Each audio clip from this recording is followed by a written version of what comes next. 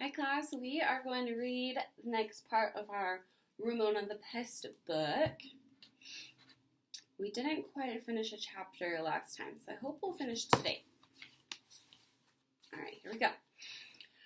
Ramona wanted to obey her teacher, but at the same time she was afraid of losing herself behind that scary mask. The line of kindergartners, all of them wearing masks except for Howie, with his pipe cleaner whiskers, was less straggling now, and everyone was eager to start the parade. If Ramona did not do something quickly, she would be left behind, and she could not let such a thing happen, not when she had waited so many years to be in a Halloween parade. Ramona took only a moment to decide what to do. She ran to her cupboard inside the kindergarten building and snatched a crayon from her box. Then she grabbed a piece of paper from the supply cupboard.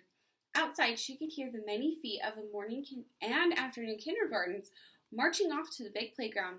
There was no time for Ramona's best printing, but that was all right. This job was not seat work to be supervised by Miss Binny. As fast as she could, Ramona printed her name, and then she could not resist adding, with a flourish, her last initial, complete with ears and whiskers. Ramona Q. I'll show you. Do you remember how she draws her little cat ears on her Q? Now the whole world would know who she was. She was Ramona Quimby, the only girl in the world with ears and whiskers on her last initial. Ramona pulled on her rubber mask, clapped her pointed hat on top of it, snapped the elastic under her chin, and ran after her class as it marched onto the big playground. She did not care if she was the last in line and had to march beside gloomy old Howie with his broken tail. Around the playground marched the kindergarten, followed by the first grade and all the other grades, while mothers and little brothers and sisters watched. Ramona felt very grown up, remembering how last year she had been a little sister sitting on a bench waiting for her big sister Beezus to march by. Yeah, I'm the baddest witch in the world, Ramona chanted as she held up her sign for all to see. Around the playground she marched toward her mother, who was waiting on the bench. Her mother saw her, pointed her out to Mrs. Kemp, and waved. Ramona beamed inside with her stuffy mask. Her mother recognized her.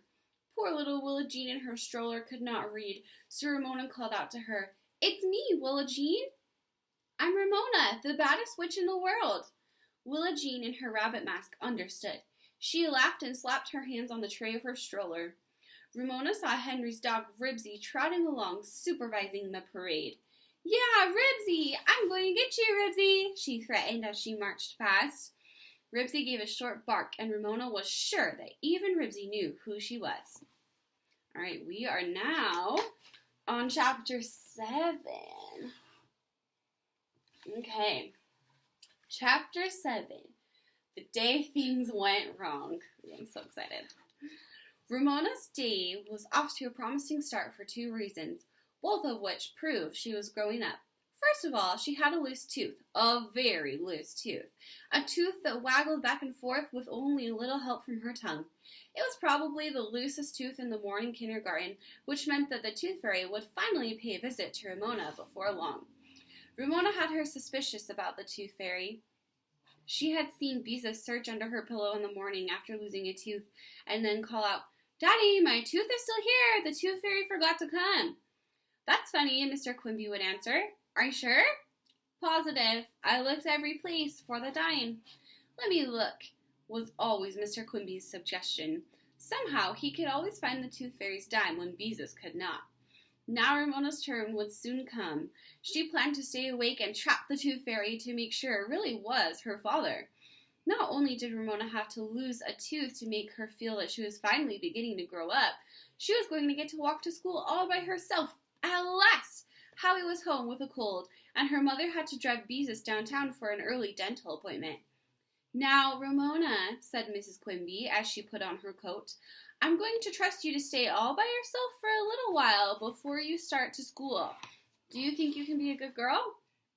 "Of course, Mama," said Ramona, who felt that she was always a good girl. "Now be sure to watch the clock," said Mrs. Quimby.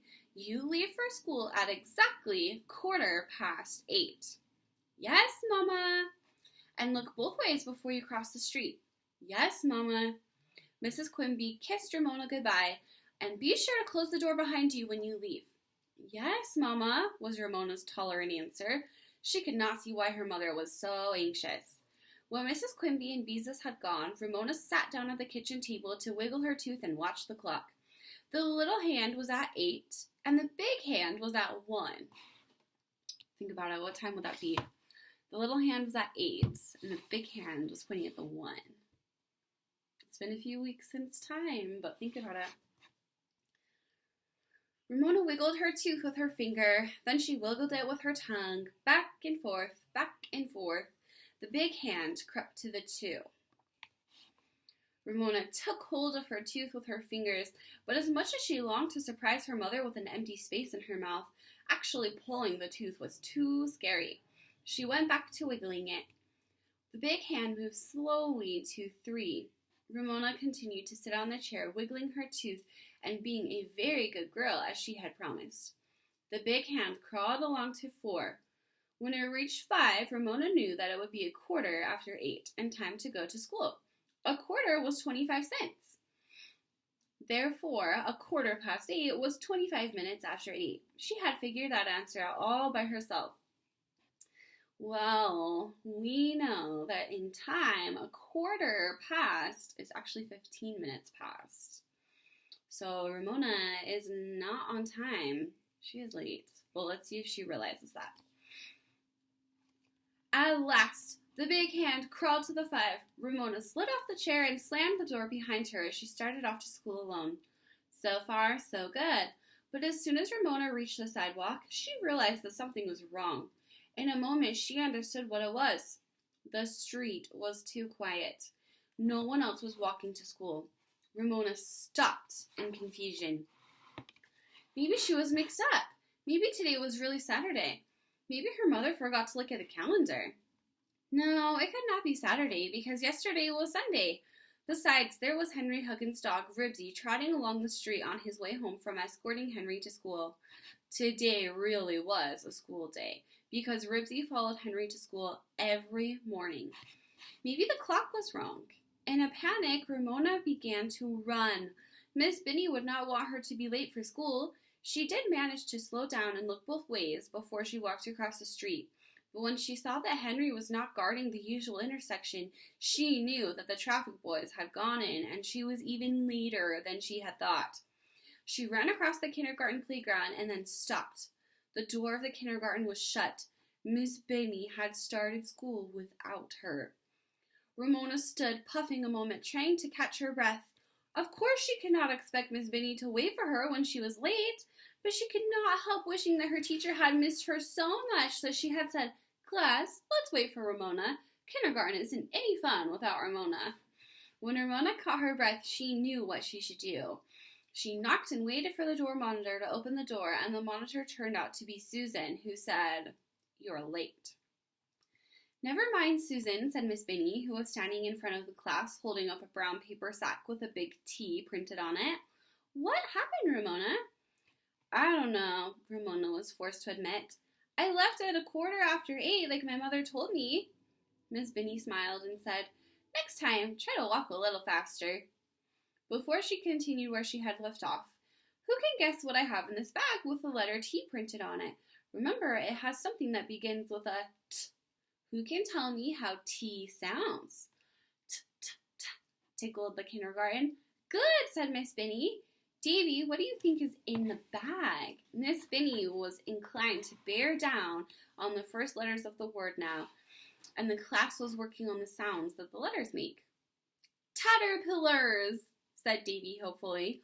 He could barely get anything right, but he kept trying. "No, Davy, caterpillar begins with C. K, k, k. What I have in the bag begins with a T. T, t, t." Davy was crestfallen. He had been so sure caterpillar began with a T. T, t, t. The class ticked quietly while it thought of TV, someone suggested. TV began with a TV, or with a T, but that was not in the bag. Tadpoles? Wrong. Teeter-totter? Wrong again. How could she have a teeter-totter in the paper bag? Ramona ticked to herself as she wiggled her tooth with her fingers. "Tooth?" she suggested. Tooth is a good T word, Ramona, said Miss Binny, but it is not what I have in this bag. Ramona was so pleased by Miss Binny's compliment that she wiggled her tooth even harder and suddenly found it in her hand. I want to show you this picture. A strange taste filled her mouth. Ramona stared at her little tooth and was astonished to discover that one end was bloody.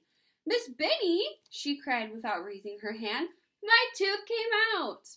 Someone had lost a tooth? The kindergarten began to crowd around Ramona. "Seats, please, boys and girls," said Miss Binny. "Ramona, you may go rinse your mouth, and then you may show us your tooth."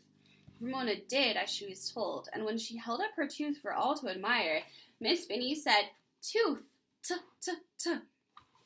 All right, that's where we're going to end for today. I will post this, and then I'll post another one next week. Thanks, friends.